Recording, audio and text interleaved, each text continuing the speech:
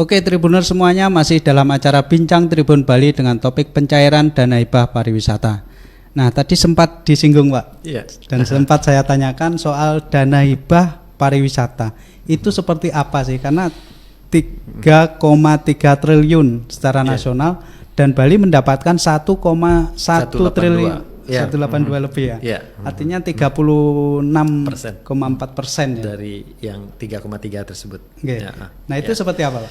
Jadi gini ya, kalau selama ini kan karena tidak ada wisatawan, otomatis pajak hotel dan restoran itu tidak diperoleh oleh teman-teman kami di kabupaten kota, gitu ya. Karena itu merupakan salah satu PAD yang dipakai untuk membiayai pembangunan, kan gitu ya. Nah, karena ini tidak ada, maka salah satu wujud perhatian pemerintah pusat terhadap kita di kabupaten kota terutama ini, diberikanlah dana hibah itu, ya. Yang sebesarnya tadi yang disebutkan sekitar 1182, jadi 1.182 lebih miliar ya. Yang pendistribusiannya untuk masing-masing kabupaten kota itu tentu proporsional ya. Jadi yang terbanyak mendapatkan adalah Kabupaten Badung tentunya, kemudian disusul oleh Kabupaten Gianyar ya sekitar 130-an miliar. Kalau Badung sendiri sekitar 948 ya.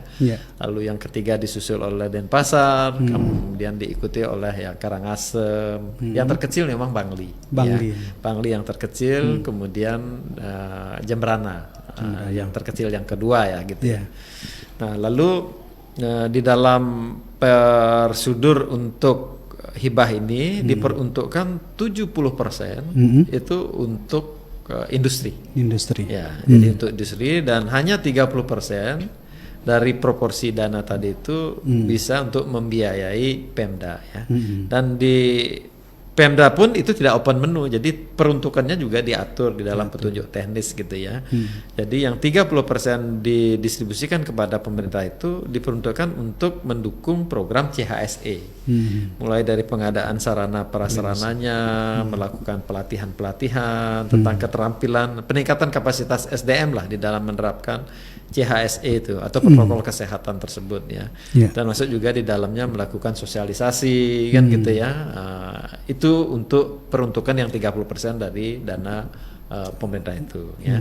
Sedangkan yang 70% untuk pemerintah itu untuk menggantikan daripada pajak. Nah, itu pun ada aturan-aturannya lagi secara teknis, mungkin Pak Gongrai ya, kebetulan beliau selain ketua PHRI, beliau juga sebagai staf ahli gubernur sebetulnya, dan beliau banyak mendalami tentang ini karena memang bantuan hibah itu langsung diberikan kepada kepala daerah tingkat 2 ya, kabupaten kota dalam hal ini. Nanti kita bisa gali lebih banyak dari pengalaman Badung seperti apa saja. Tapi kemarin saya sempat baca bahwa harapan dari Pak Gubernur Bali, Pak Koster, tentang dana hibah itu, terus kemudian dari Pak Wakil Gubernur Pak Cok Aja juga mempunyai harapan-harapan itu tentang dana hibah itu. Kalau dari Dispada sendiri? Ya tentu harapan kita jangan sampai terjadi pemutusan hubungan kerja, kan gitu pada hakikatnya ya. Pemberian bantuan hibah ini untuk bisa memberikan subsidi kepada industri dengan harapan tetap hubungan industrial antara perusahaan dengan pekerjanya itu bisa terjalin dengan harmonis, kan gitu harapan kita kan. Oke. Pak Kadis, nanti akan kita lanjutkan, kita tersambung dulu sama Pak Rai.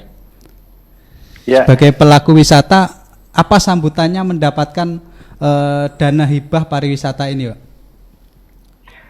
Terima kasih ya Mas Ali. Pertama tentu kita harus apresiasi Bapak Gubernur Bali dan juga tim ya, termasuk Pak Kadis dan saya kebetulan yang involved berarti bagian dari tim untuk memperjuangkan dana hibah. Dana hibah begitu diwacanakan oleh Kementerian Pariwisata dan Ekonomi Kreatif pada saat itu akan dikasih hibah 3,3 triliun.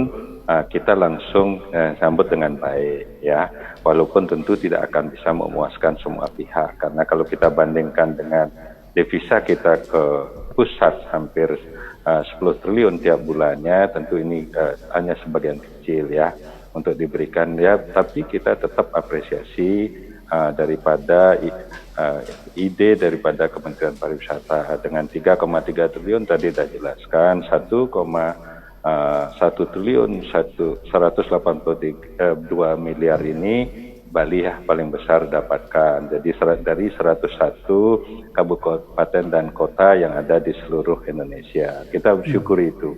Nah, Badung saat ini mendapatkan sangat banyak ya, 948 miliar. Ya, jadi dibagi, jadi 70%-nya adalah untuk PARI, yang 30%-nya adalah untuk pemerintah daerah melalui OPD-OPD-nya terkait dengan program implementasi daripada JASE. Nah, kini apresiasi ini artinya merupakan angin segar.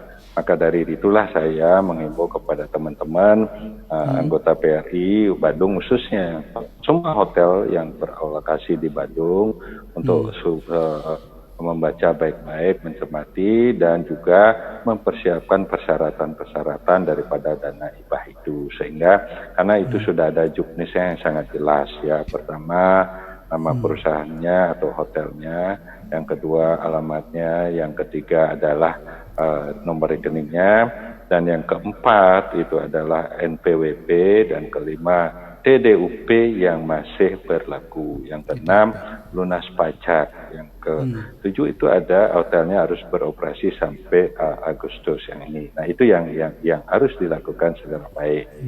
Namun memang ada kendala.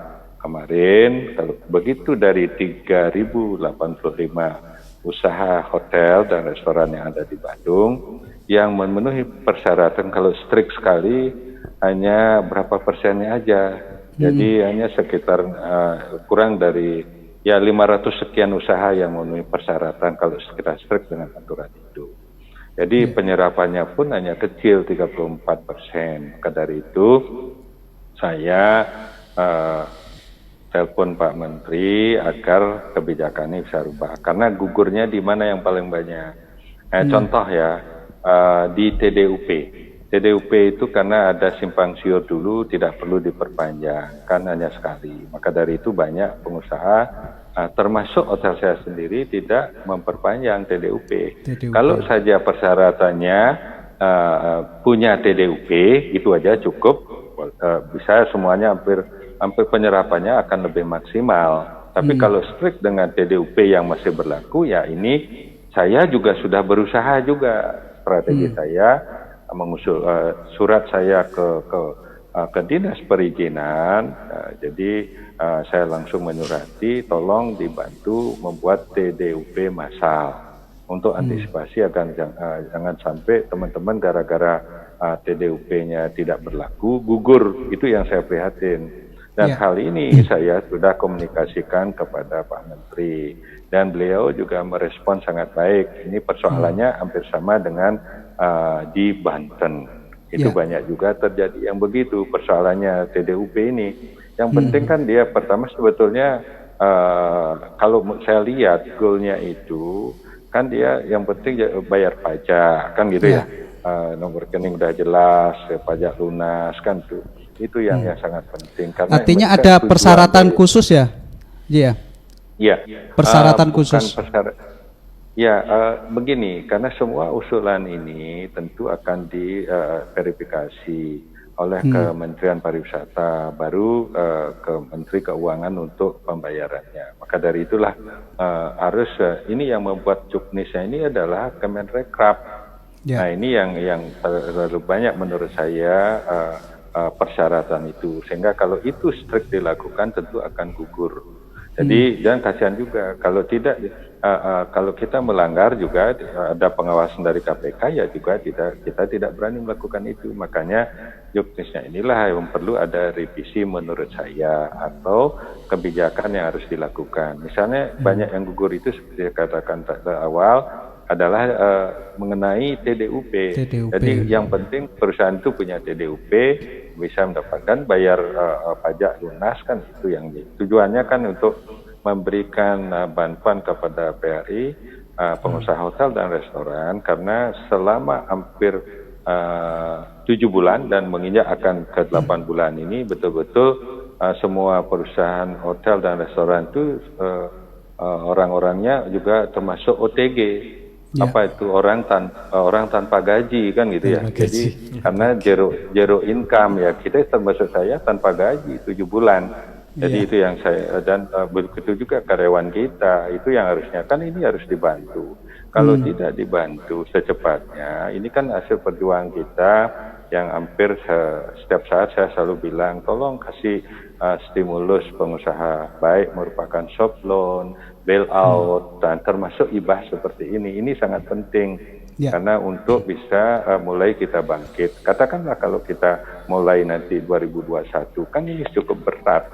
Jadi walaupun hotel itu tutup, kan tetap ada yang bekerja, staff itu untuk melakukan maintenance hotel, kamar, jadi kebun-kebun atau garden ya, landscape dan segala macam kan mesti itu kolam-kolam harus dipelihara. Kedua harus ada yang tugas untuk keamanan, security yang harus standby, yang harus diberikan. Itu banyak sekali persoalan-persoalan yang kita lakukan, makanya saya perjuangkan itu. Jadi kita bersama tim, jadi tim percepatan dan pemulihan ekonomi dan pariwisata Bali ini bekerja sangat keras dan cepat ya. Kita bersyukur, namun sekarang waktu dibatasi, sekarang harus sampai 30 Oktober, dan sedangkan kita sekarang hari liburnya mulai hari ini kan Mas Ali, cuti bersama libur kita. Jadi kita itu betul-betul kerja keras sampai malam-malam kita melakukan hal ini, dan juga kita sudah waktu sosialisasinya sedikit dengan teman-teman. Jadi itu saya hampir 24 jam ini ada aja yang japri ke saya menanyakan hal-hal yang terkait dengan hibah itu. Itu persoalan yang harus dilakukan. Tolonglah dikasih waktu yang longgar. Itu ya persyaratannya. Yang ini kan tujuannya harus nyampe. Itu jangan sampai penyerapannya kecil, kita dapat hibah akhirnya mau dikasih tapi kembali lagi karena gugur karena persyaratan. Itu kan perjuangannya akan sia-sia. Itu yang saya akan kekecewaan yang akan datang. Istilah di Bali itu jangan sampai merto metemahan wicaro, merto metemahan wisyo. Itu yang kita tidak inginkan. Malih merto itu biar mesari dan biar ada gunanya, sehingga kita itu ekonomi kita terbangkit. Karena pemerintah menginginkan kan pengusaha jangan PHK. Ya oke, kita nggak melakukan PKK, tapi bagaimana kita bisa hidup berusaha ini tanpa kita juga harus dibantu pada saat seperti ini. Karena kan kita sebagai pengusaha kan sudah membantu pemerintah dalam ini menyetor pajak PHR juga sangat besar, devisanya juga, dan juga menyerap tenaga kerja yang sangat besar. Bayangkan. Saya potong dulu.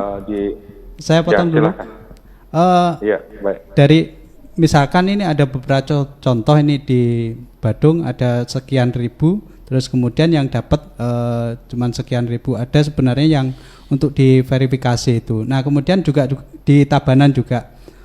Itu kan ada sekitar 488 unit akomodasi pariwisata.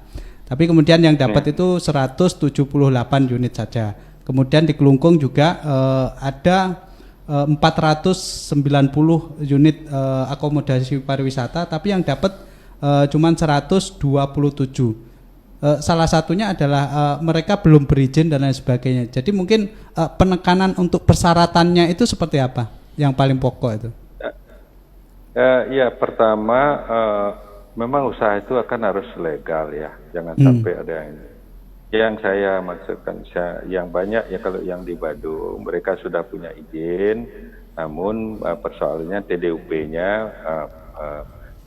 expired gitulah, jadi tidak berlaku lagi. Ini yang kita harapkan. Jadi banyak sekali yang sudah saya ingin perjuangkan khususnya kepada Dinas Perizinan supaya dibuatkan TDUP massal kan itu ya. Yang penting dia sudah bayar pajak, punya izin usaha sudah ada. Terus kalau yang IMB dan itu bukan ranah ini karena tidak termasuk dalam itu gitu. Jadi kita harapkan memang ini penertiban sangat penting juga dilakukan ya. Jadi sudah dipikirkan secara matang. Tapi yang saya usulkan ke Pak Menteri agar diberikanlah kelonggaran waktu untuk mengurus itu. Kedua, agar dibantu TDUP-nya juga oleh pemerintah daerah agar segera dilakukan bantuan itu sehingga bisa penyerapannya maksimal. Itu kita harapkan. Jangan sampai ada hibah yang kita telah perjuangkan terus karena waktu mepet sampai akhir tahun ini, dan waktunya kalau bisa kan ya, yang khusus dengan OPD yang itu ya untuk pemerintah daerah yang 30% itu lumayan banyak, 280 miliar itu. Jadi belum tentu penyerapan bisa sampai akhir Desember karena pertanggungjawabnya sampai tanggal 21 Februari tahun 2021. Maka dari itu waktulah diberikan lebih panjang lagi sedikit ya, jangan dibatasi soal waktu itu yang sangat menyulitkan kita bekerja, karena kita selalu bekerja hati-hati, bekerja pakai hati, dan kita juga supaya jangan ekstra hati-hati ini jangan sampai ada masalah ke depannya, karena IBAH ini kan sangat riskan.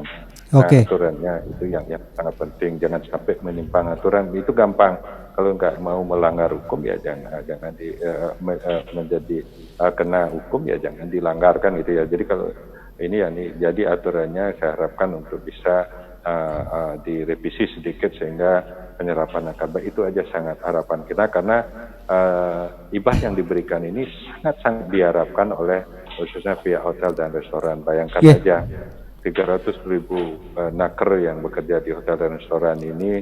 Sekarang kita sambung lagi nanti. Kita sambung lagi nanti